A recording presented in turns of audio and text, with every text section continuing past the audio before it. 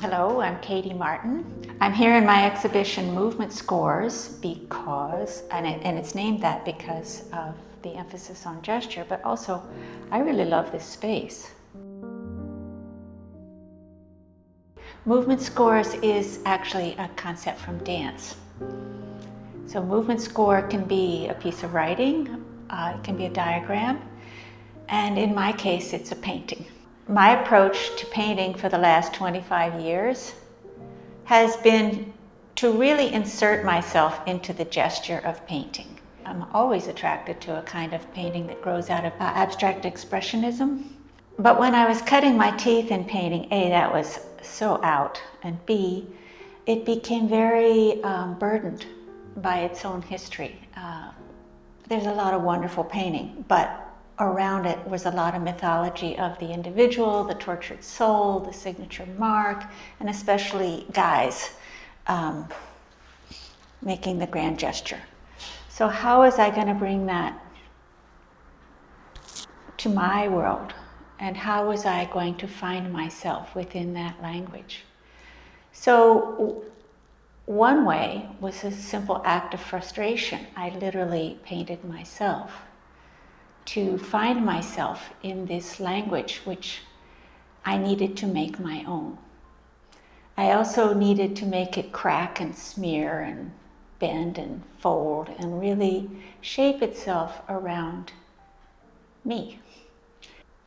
It's been like peeling the onion ever since, that there's so many layers to explore. Suddenly I had a lot to do, because once I'm in the paint, then it becomes about my body, and then in turn it becomes about anybody, because it's not really about me.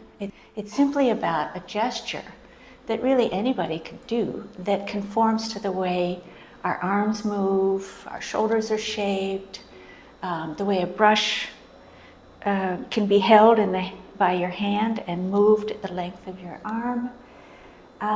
So I began to think of my body as a moving surface for painting, and then what I wanted was actually not so much to insist on my presence, but to let the painting take over.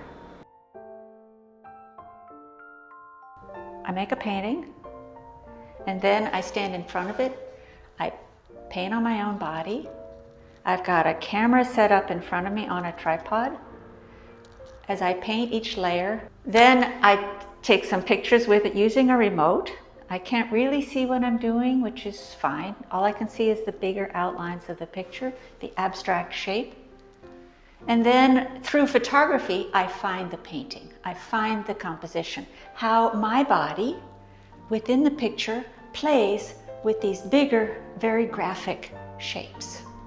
And in and amidst all that, what it has to do with gesture and movement and our everyday selves.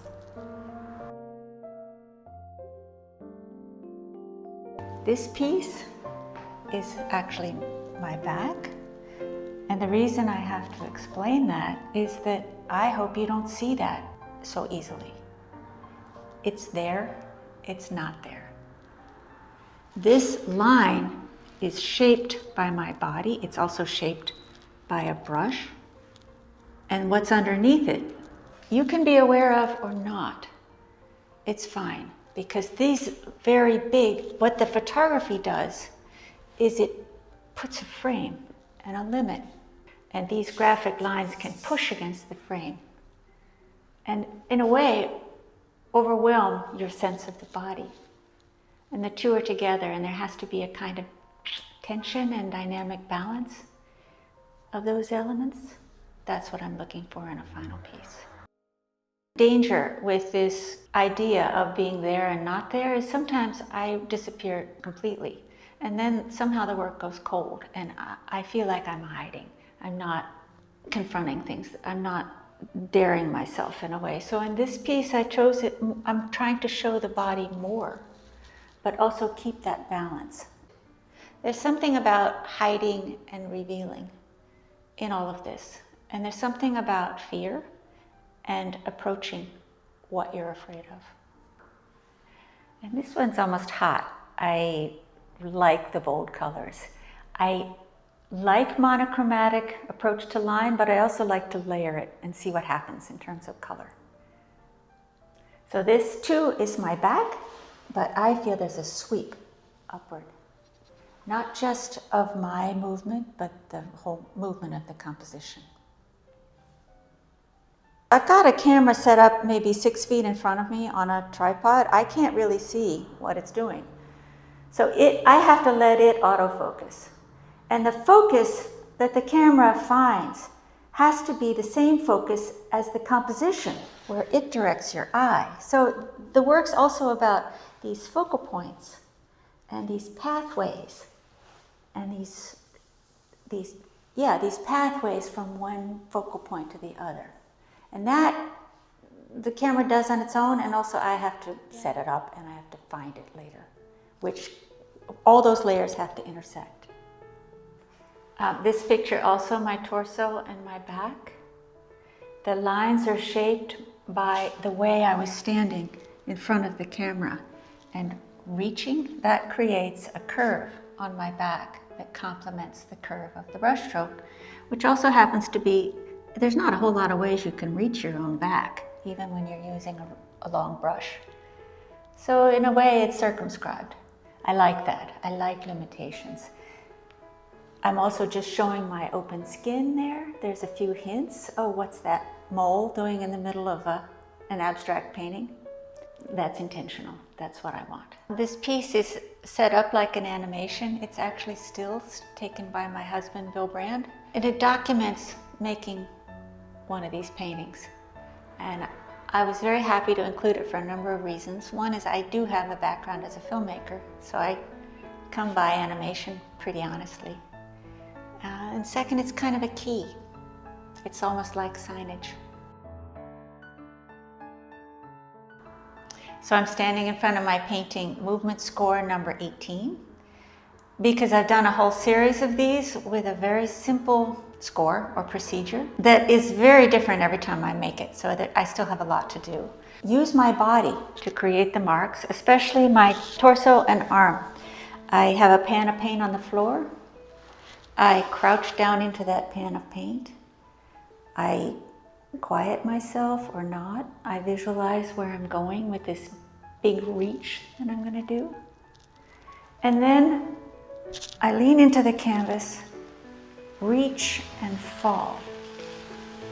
It's a very simple gesture, but it's also a story archetype that I can keep using over and over. So I have maybe 2-3 different colors of paint, and the score goes like this.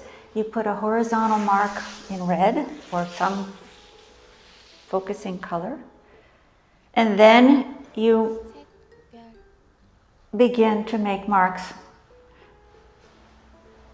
with one side of your body dipped in one color paint, and the other side of your body dipped in another side. So it becomes a kind of musical counterpoint across the surface. With this one, I went back in it with a brush. I wanted to make the space more fluid. So I wanted to push some things back and pull some things forward. For example, this line now comes forward because I pushed, using the whites, I pushed the blues back. And again, the white allows your eye to travel across the canvas.